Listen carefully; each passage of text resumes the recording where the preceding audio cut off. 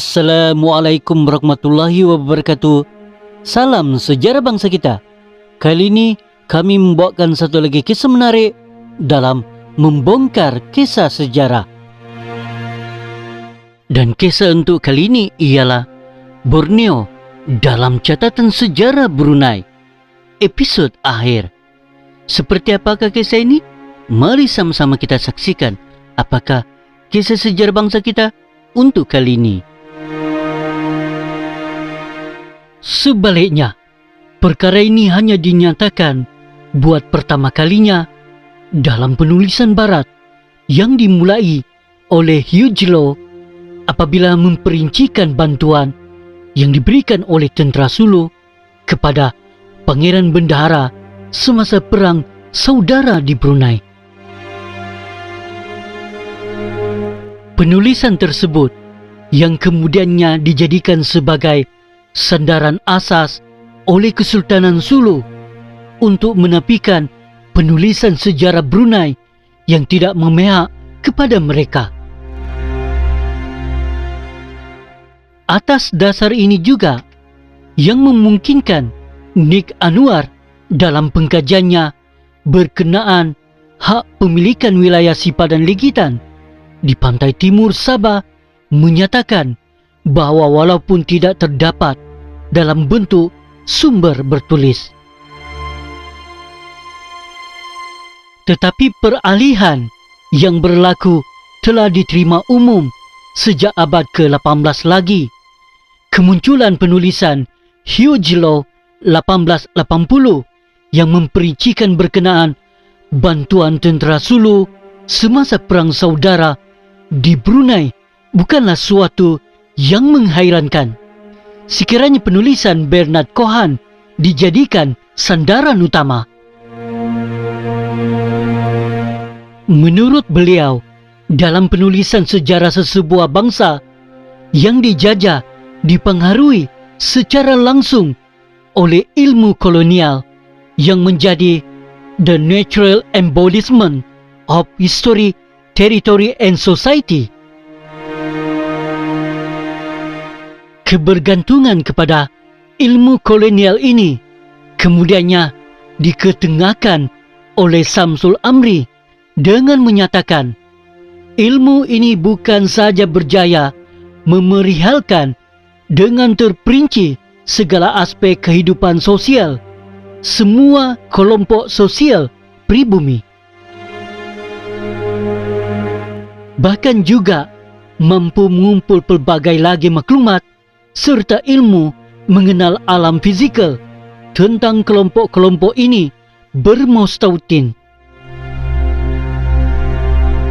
Maklumat-maklumat tersebut sebahagian besarnya telah diterbitkan sebagai laporan rasmi kerajaan, artikel dalam jurnal dan monograf dalam bentuk tulisan ilmiah yang kemudiannya digunakan sebagai sumber sejarah.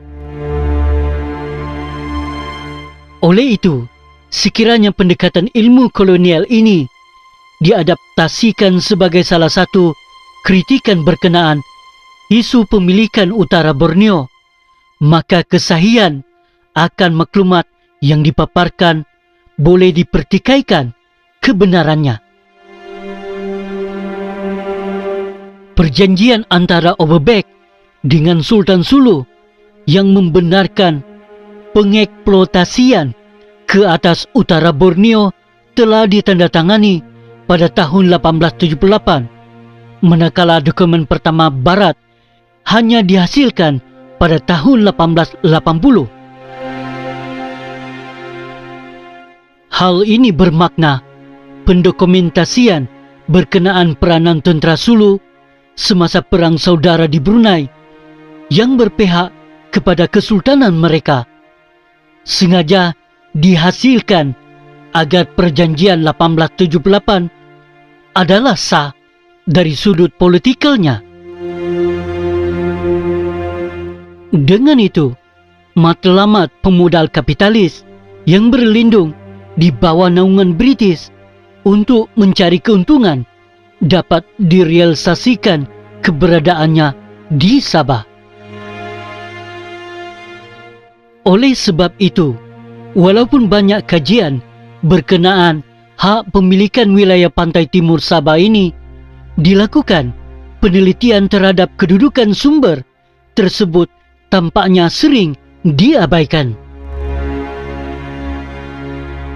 Kesannya, muncul penulisan sejarah yang cenderung memihak kepada keberadaan wilayah Sabah dalam sumber Kesultanan Sulu tanpa melakukan pemilihan sumber secara kritis berdasarkan kepahaman mereka terhadap sifat sejarah yang mudah dipisongkan mengikut acuan seseorang sejarawan maupun negara. Persoalan ini dirumitkan lagi apabila terdapat pengkaji barat yang secara sedar meletakkan hak pemilikan wilayah utara Borneo kepada Kesultanan Sulu walaupun mengetahui kedudukan sebenar wilayah itu dari sudut politik Brunei. Hakikat ini terbukti apabila Irwin dalam pengkajiannya berkenaan perubahan politik di Borneo pada abad ke-19 menyatakan tindakan Overbeck menandatangani perjanjian dengan Sultan Sulu pada tahun 1878 kerana menyedari ketua-ketua tempatan lebih memperakui kedaulatan Sultan Sulu sebagai pemerintah berbanding Sultan Brunei. Walhal beliau mengetahui bahawa keseluruhan wilayah utara Borneo masih dituntut oleh Kesultanan Sulu, keberadaan akan kedudukan wilayah pantai timur Sabah ini juga dapat diperhatikan.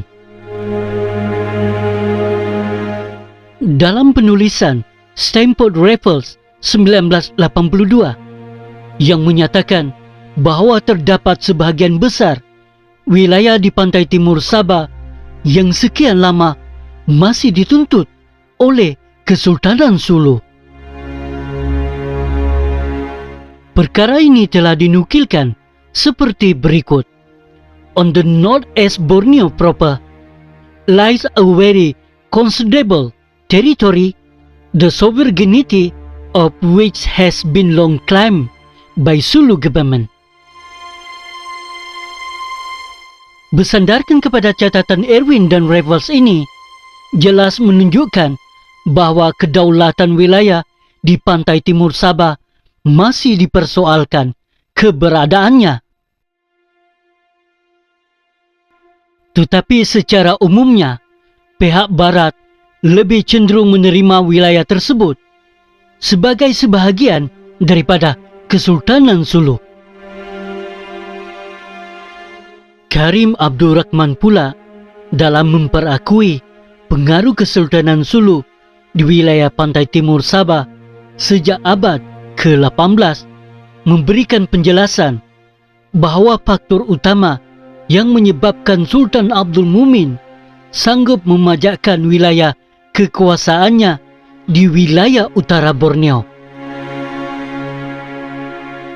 dan melantik Overbeck sebagai pemerintah agung dengan gelaran Maharaja Sabah dan Raja Gaya serta Sendakan adalah sebagai alternatif kepada kehilangan pengaruh baginda terhadap Sungai Tulin tersebut, khususnya yang terletak di timur laut Borneo.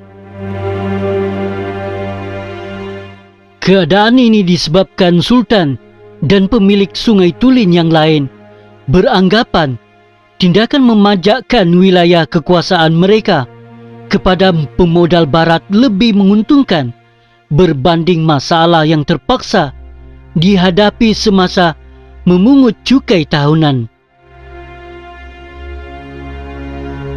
Dengan itu, Sultan maupun pemilik Sungai Tulin sekurang-kurangnya mendapat pulangan ekonomi bagi wilayah yang sudah berada di bawah pengaruh Kesultanan Sulu.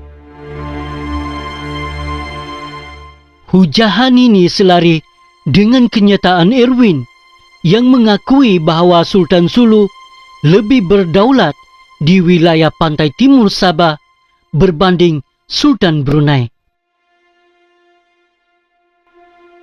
Keadaan ini yang memungkinkan Overbeck dan Den telah mengadakan perjanjian dengan Sultan Sulu untuk mengeksploitasi wilayah pantai timur Sabah yang meliputi daerah Paitan, Sugut, Benggaya, Labuk, Sandakan, Kinabatangan, Maimang, semua daerah di selatan pantai yang bersempadan dengan Teluk Darwell dan semua pulau dalam lingkungan 3 liga laut dari pantai.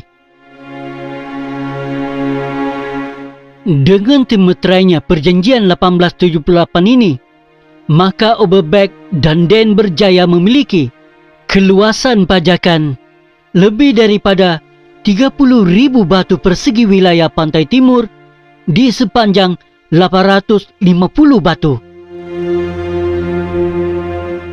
Peralihan kekuasaan tersebut turut dibincangkan oleh Maxwell dan Gibson 1905 dengan menyatakan bahawa Sultan Sulu telah memberikan kuasa kepada Overbeck untuk mengusahakan seluruh wilayah pantai timur Sabah bermula dari Sungai Sibuku hingga Sungai Pandasan. Pengiktirapan ini diperkukuhkan lagi apabila Overbeck telah dilantik sebagai Datuk Bendahara dan Raja Sandakan, manakala Sultan Sulu bersetuju menerima bayaran upeti sebanyak 5,000 setahun. Namun, Overbeck telah menjualkan haknya kepada Den pada awal tahun 1879 setelah mereka gagal mendapatkan bantuan pemodal dari kerajaan Austria. Dengan penarikan diri Overbeck ini, maka segala kepentingan dan kuasa penerimaan pajakan tahun 1877 dan tahun 1878 menjadi milik Den. Penarikan diri Overbeck ini menyaksikan pengusahaan sepenuhnya orang British di Sabah. Penguasaan secara rasmi ini wujud apabila British memberikan piagam kepada Persatuan Sementara yang didirikan Den pada 1 November 1881. Sekaligus menandakan bermulanya era pentadbiran syarikat berpiagam Borneo Utara British, iaitu SBBU di Sabah. KG Trigonin melalui buku beliau yang bertajuk Under Catherine Company Rule menjelaskan peranan yang dimainkan oleh Sir Julian Pauncefote dari Kementerian Luar British dalam mendesak Jabatan Tanah Jajahan agar memberikan piagam kepada Den. Memandangkan kuasa-kuasa Barat lain juga berminat untuk meluaskan pengaruhnya di Sabah. Secara tidak langsung, pemberian piagam ini membolehkan cengkaman pengaruh British di Sabah terpancar jelas melalui penguasaan SBBUB di keseluruhan wilayah pengaruh Kesultanan Brunei dan Kesultanan Sulu. Perkara ini terbukti apabila Cecilia Leong menjelaskan bahawa piagam tersebut membolehkan syarikat British menjadi dari segi watak dan dominisil, manakala para pegawai dan pengarahnya mesti terdiri daripada orang British. Beliau turut menambah, pengaruh British telah diperkukuhkan apabila Sabah tidak boleh dipindah milik kepada kuasa Barat lain tanpa keizinan daripada kerajaan British. Dengan bermulanya pentadbiran SBBUB di Sabah, maka pelbagai tuntutan daripada kuasa Barat lain telah muncul untuk menafikan hak pemilikan British di Sabah.